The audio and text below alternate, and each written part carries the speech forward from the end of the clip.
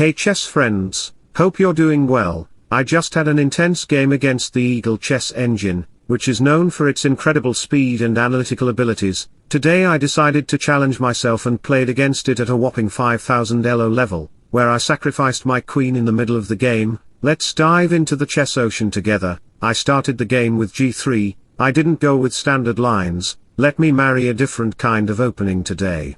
Black goes with copycat, and here you can go with d3 instead of d4, something like d5, knight c3, bishop e2. Black settled in the kingside with a below bh apartment. You can play queen c1, setting up the queen-bishop battery, which was actually played by Hikaru Nakamura. Rook here, bishop h6. White's strategy is to put his queen on h6, bring out your horsey like the great Alexander, and you can push your pawn to open up the rook file and create synergy with the rook.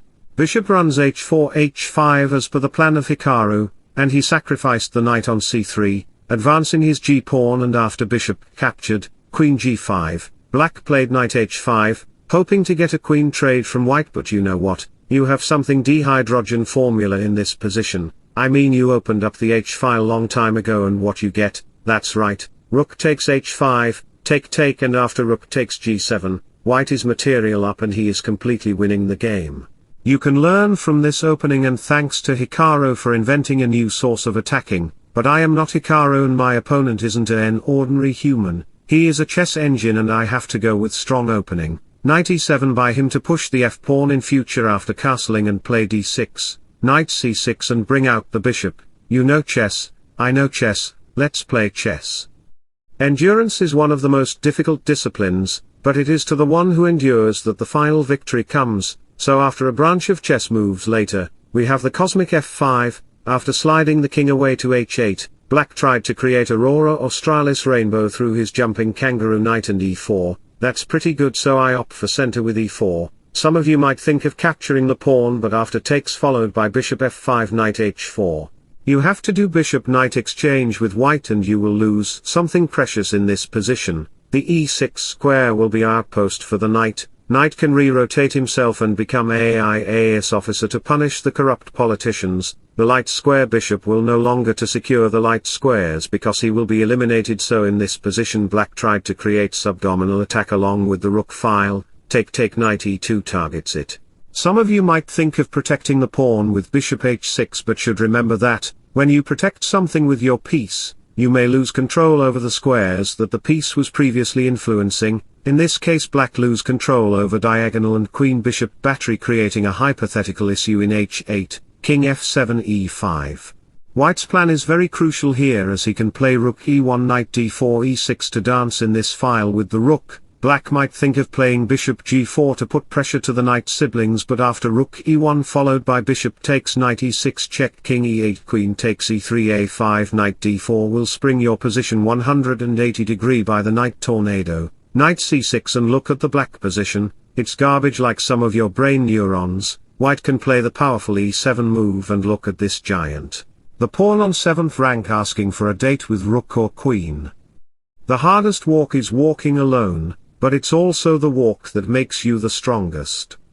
Eagle Chess is strongest enough to understand this position, so he played g5, sacrificing the pawn, which is the best move actually. This move creates some light square weaknesses, but after knight g6, black is doing very well in kingside. He gets pieces activity in the center and kingside. Capturing the knight isn't good, as the dark square bishop can dominate over the diagonal and so on. Black will get enough compensation to activate his queen and rook in the kingside.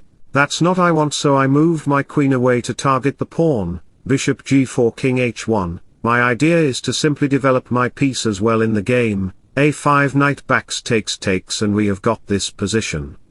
Bishop to e5 and bishop g4, simply sliding the queen on h3 and play bishop f5 to attack on the pawn. Further plan is to play rook g1 followed by rook g4, rook b1 to g1, and make a queen-rook battery to create a super attack in this h-file. And friends, if you are enjoying my content, then you can like and subscribe to my channel. We are very close to reach at 10k. Eagle played f3 to block the diagonal. You might ask, then white can simply win the pawn. What is the benefit of black? Well, queen h4, when threatening checkmate, your entire army can become paralyzed by the Stephen virus injected by Stephen Hawking. so h3 by me, queen goes to h4, pinning the pawn, and here if you dare to play any normal kind of move, let's say bishop e2, we will play rook f4 to attack it, bishop runs, rook comes, takes king h2, black needs to attack on the other side of the board, so take knight here, creating pressure to the center, queen c2, queen f4, king backs, rook h6, okay. Although white is under pressure, but he might think my position is well secured by my light square bishop, let me go for the knight. Remember, when your position relies on the protection of just one piece, your opponent can overload you or remove that piece to exploit vulnerabilities in your position. In this position black will play knight f5 to block the diagonal and continue to attack the pawn with rook. After take, black can actually sacrifice his queen. Better to sacrifice my queen or my whole army to checkmate my opponent with one pawn, said by Mikhail Tal. So back to the position, I played queen e3, and you may wonder that the evaluation bar is still in the equal condition. Yes. That's because eagle is the strongest chess engine. Black's plan is to capture the bishop, and no matter what you play, rook g1 or run away your bishop, white will face trouble by the knight who can attack him at the various way, engage the rook into the action. It would be a miserable condition for me. For this reason I sacrificed my queen, to reduce some source of attacks. Life is too short to waste on negative people, focus on those who uplift and inspire you. This two crisscross bishop along with the rook will be deadly for black. I can't show you the variation, otherwise the video will be very long. You can analyze the game if you want to do. I put PGN of every games in my description. Rook to b3, knight e5, and we have some terrible moves. And I sacrificed my bishop on d6, that's a crazy move, you have to accept it. Rook g6 and I get my pass pawn on c-file, knight here c7. I don't care about the rook, because I am gonna promote a new queen. The rook should not capture the queen, as rook takes c8 will do queen-rook exchange. And your pawn on b5 is very weak. I will get my pass pawn and I will win the game, so he played knight e5, releasing my queen. Long time ago I sacrificed my queen, now I get returned my queen. What a comedy. No, it's not a comedy, it's chess. Both side has equal amount of pieces and pawns, but black's king, without pawn protection, is weak at the corner. We have some pieces dances and black is doing very well, and in a sudden move I played rook g5, now it's time to destroy black's position. Now watch the end game with my beautiful piano music.